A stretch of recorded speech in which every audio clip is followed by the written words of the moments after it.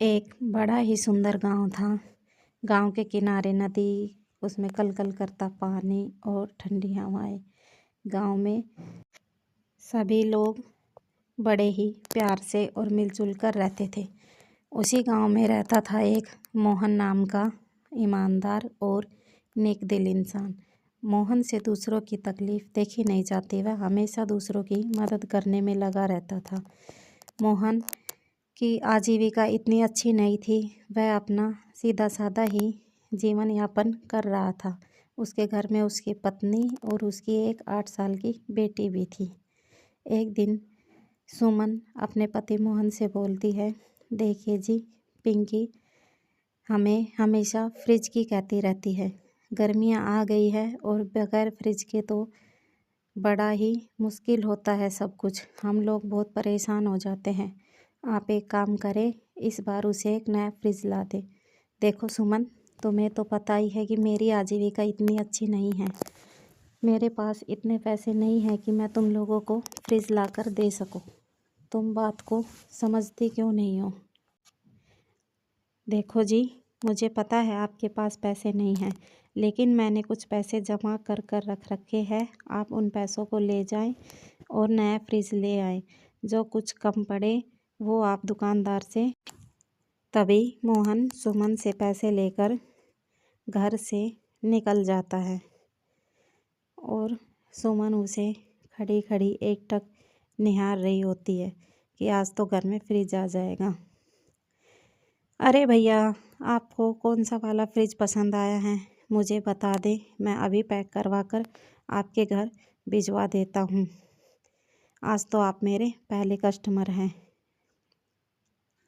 बताइए। देखो भैया, ये तो सभी फ्रिज बड़े ही महंगे हैं, कोई इससे सस्ता फ्रिज हो तो मुझे दिखाओ। मेरे पास इतने पैसे नहीं हैं कि मैं इतना महंगा फ्रिज ले सकूं। अरे, जब तुम्हारे पास इतने पैसे नहीं हैं तो तुम यहाँ आए क्यों हो? यहाँ पर सब एवल क्वालिटी का माल है। सुबह सुबह मेरा सारा दिन और मूड दोनों ही ख़राब कर दिए। वह उसे वहाँ से भगा देता है। मोहन रास्ते में आते हुए सोचता है, मैं कितना बुरा आदमी हूँ। मैं मेरे परिवार की ज़रूरतों को भी पूरा नहीं कर सकता। मेरी बेटी ने मुझसे फ्रिज की मांग की थी और मैं वो भी लेकर नहीं आया। अब मैं घर जाकर उन लोगों को क्या जवाब दूंगा कि मैं फ्रिज क्यों नहीं लेकर आया। तभी उसे रास्ते में पेड़ के नीचे एक बूढ़े बाबा बैठे दिखाई देते हैं, जो कि भगवान से प्रार्थना कर रहे होते हैं। बाबा, आप यहाँ पर पेड़ के नीचे क्यों बैठे हैं? क्या बात है? आप मुझे बड़े ही परेशान लग रहे हैं। आप मुझे बताएं बेटे, तुम्हारी हालत और कपड़ों को देखकर मुझे नहीं लगता कि तुम मेरी परेशानी को दूर कर सकोगे। मैंने एक जमींदार से पैसे उधार लिए थे। उधार ना चुकाने के कारण उसने मेरा घर ले लिया है। मैं कहाँ जाऊँ? मैं बड़ा परेशान हूँ। अगर मेरे पास पैसे होते तो मैं आज अपने घर में होता। मेरा बेटा भी है जो शहर में है, वो भी मुझे पैसे नहीं भेजता है। आज मैं बेघर हूँ, इसलिए इस पेड़ के नीचे बैठा हुआ हूँ। मोहन उसकी बात सुनता है और उसे अपने पैसे दे देता है। तभी वह बूढ़ा व्यक्ति मोहन से पैसे लेकर चला जाता है और मोहन उसे खड़ा खड़ा देखता रहता है। वह बहुत खुश होता है कि आज उसने किसी मजबूर की मदद की है, क्योंकि बूढ़े बाबा के पास तो घर भी नहीं था। वह वहाँ से चलता हुआ अपने घर की तरफ आ जाता है और जब वह घर आता है तो सुमन बोलती है, कहाँ रह गए थे जी आप? मैं कब से आपका इंतज़ार कर रही हूँ। पता है मन में कैसे उल्टे सीधे ख्याल आ रहे थे। मुझे तो बड़ी ही चिंता हो रही थी। अरे भाई, तुम इतनी चिंता क्यों करती हो? घर से बाहर जाने के बाद समय तो लग ही जाता है। चलो, अब मुझे खाना दे दो। राम मोहन बोलता है, मैंने आज किसी वृद्ध की मदद की है और तुम्हारे लिए फ्रिज नहीं लेकर आ सका। वह सारी बात सुमन को बताता है। सुमन थोड़ा सा परेशान होती है, लेकिन फिर सारी बात समझ जाती है। तभी वह उससे बोलती है, चलो ठीक है, अब आप खाना खा लीजिए। मैंने आपके लिए एक रोटी बचा कर रखी है। एक रोटी मैंने और पिंकी ने खा ली है। कल आप जाकर घर का राशन ले आना। ठीक है, चलो अब मुझे खाना दे दो। मैं कल जाऊंगा और राशन ले आऊँगा। हम थोड़े पैसे और जमा करेंगे, फिर पिंकी के लिए नया फ्रिज ले आएंगे। अभी तो गर्मियाँ जाने में काफ़ी समय पड़ा है। वो दोनों पति पत्नी ऐसे बात करते हैं और एक दूसरे को देखते हैं। जब मोहन खाना खाने के लिए बैठता है, भगवान से प्रार्थना करता है, तभी सुमन को दरवाजे पर किसी की दस्तक सुनाई देती है। वह दरवाज़ा खोलने के लिए बाहर जाती है और बाहर जाकर देखती है कि कोई बूढ़ी औरत खड़ी है। बेटा बेटा मुझे कुछ खाने को दे दो बेटा, मैंने 2-3 दिन से कुछ भी नहीं खाया है। मेरी हालत बहुत ज़्यादा ख़राब है। अम्मा जी, अभी तो मेरे पास खाने के लिए कुछ भी पर्याप्त नहीं है। आप एक काम कीजिए, किसी और घर जाकर मांग लीजिए। मेरे घर में तो अन्न का एक दाना भी नहीं है। तभी बूढ़ी माँ अपनी उम्मीद को लेकर चलने लगती है तो पीछे से मोहन बूढ़ी माँ को आवाज़ देकर रोक लेता है।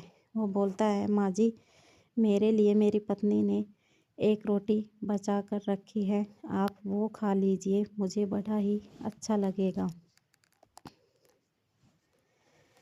मोहन की सारी बात सुनकर बूढ़ी की आंखों से आंसू आने लगते हैं, लेकिन वो भी बेचारी भूखी थी, क्या करती। वो मोहन की बात मान लेती है और मोहन और उसकी पत्नी दोनों बूढ़ी माँ को अपने घर के अंदर ले जाते हैं। बूढ़ी अम्मा घर के अंदर खाना खा रही होती है और वो दोनों पति पत्नी उनके साथ खड़े देख रहे होते हैं। बूढ़ी अम्मा खाना खाकर मोहन और उसकी पत्नी को खूब ढेर सारा आशीर्वाद देकर चली जाती हैं। बूढ़ी माँ जाने लगती है और वो दोनों अब भी उसे ही देख रहे थे। बूढ़ी माँ के जाने के बाद सुमन अपने पति को बोलती है, सुनिए जी, जो पैसे बचे हुए हैं आप उनसे राशन का सामान ले आइए। उनसे अब कुछ दिन हमारे घर का गुजारा तो हो ही जाएगा। मोहन सुमन से पैसे लेकर बाजार की तरफ जाने लगता है। वह जा ही रहा होता है कि उसे रास्ते में एक और मजबूर आदमी मिल जाता है। वह बिना कुछ सोचे समझे उसकी भी मदद कर देता है और सारे पैसे उस मजबूर आदमी को दे देता है। पैसे लेने के बाद वो आदमी अपने रास्ते और मोहन अपने रास्ते दोनों अलग अलग हो जाते हैं। वहाँ से कुछ दूर चलने के बाद मोहन एक पेड़ के नीचे बैठ जाता है। मैं क्या करूं? मुझे दूसरों की तकलीफ़ ज़्यादा दिखाई देती है और मुझे अपनी तकलीफ़ बाद में दिखाई देती है। मैं क्या करूं? अब मेरे पास तो एक पैसा भी नहीं बचा। मैं मेरे परिवार के लिए राशन का इंतज़ाम कहाँ से करूं? ये तो बड़ी समस्या ही हो गई।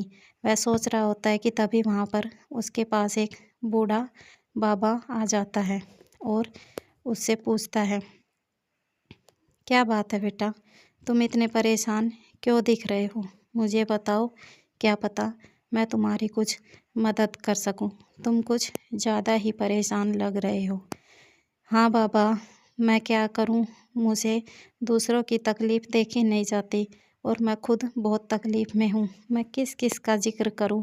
मेरे पास तो बहुत ज़्यादा तकलीफ़ें हैं। मेरे घर में अन्न का एक दाना भी नहीं है। मेरी पत्नी और मेरे बच्चे भूखे हैं। मुझे समझ में नहीं आता मैं क्या करूं। मेरे पास जो पैसे थे उससे मैंने दूसरों की मदद कर दी। अब मेरे पास कुछ भी नहीं बचा है। देखो बेटा, तुम चिंता मत करो, ये लो जूस की मशीन। अब गर्मियों का मौसम है, तुम इस मशीन से जूस बनाओ और इसे गांव में बेचो। पूरे गांव में एक भी जूस की मशीन नहीं है। इससे तुम्हारी आमदनी भी बढ़ जाएगी। ये बात तो आपकी ठीक है, लेकिन मेरे पास तो जूस बनाने के लिए पर्याप्त सामान भी नहीं है। बिना सामान के मैं जूस कैसे बनाऊंगा? ये समस्या तो अभी ख़त्म नहीं हुई है। नहीं बेटा, तुम्हें चिंता करने की कोई ज़रूरत नहीं है। तुम इस मशीन में सिर्फ पानी डालना और जिस फ्लेवर का भी जूस बनाना चाहोगे उसकी फरमाइश इस मशीन से कर देना। तभी इस मशीन के द्वारा उसी फ्लेवर का जूस बनकर तैयार हो जाएगा। इस तरह वो उसे सारी बात बता देता है और मोहन पूरी बात समझ लेता है। कुछ देर तक उसकी पूरी बात समझने के बाद मोहन अपने घर की तरफ उस मशीन को लेकर आने लग जाता है। जब वह घर पहुंचता है तो उसकी पत्नी बोलती है, आज फिर से आप किसी की मदद कर कर आ गए हैं। क्या आपको पता नहीं है कि हमारे हालात कैसे हैं? घर में राशन का एक दाना नहीं है। बच्चे और बीवी भूख से मर रहे हैं, लेकिन आप हो, आपको तो कोई फ़र्क ही नहीं पड़ता। आपके लिए तो हम भूखे रहे, प्यासे रहे, जिस भी हाल में रहे। नहीं नहीं सुमन, मैं भले ही राशन नहीं लेकर आया हूँ, लेकिन मैं तुम्हारे लिए एक ऐसी चीज़ लाया हूँ जिसे देखकर तुम बहुत खुश हो जाओगी। ये देखो, जूस बनाने की मशीन। हम इस मशीन से जूस बनाएंगे और फिर उसे बेचेंगे। इससे हमारी आमदनी भी अच्छी होगी और हमारे दिन भी अच्छे हो जाएंगे। अरे वाह, ये तो बड़ी अच्छी मशीन है। ये आपको कहाँ से मिली? इससे हम जूस बनाएंगे। कुछ दिनों बाद मोहन की 2 मंजिल की हवेली खड़ी हो जाती है। उसके पास अच्छे पैसे हो जाते हैं। एक दिन वो पति पत्नी बातें करते हैं। देखो सुमन, अगर मैंने दूसरों की मदद नहीं की होती तो क्या पता आज हम लोग उसी हाल में जी रहे होते। भगवान ने हमें अच्छा फल दिया है। हम लोग कहाँ से कहाँ तक आ गए हैं। हाँ, आप ये बात बिल्कुल सही कह रहे हैं जी। हमें हमेशा अपने दिल में दूसरों की मदद की भावना रखनी चाहिए। भगवान ने हमारी नेकी का ही फल हमें दिया है।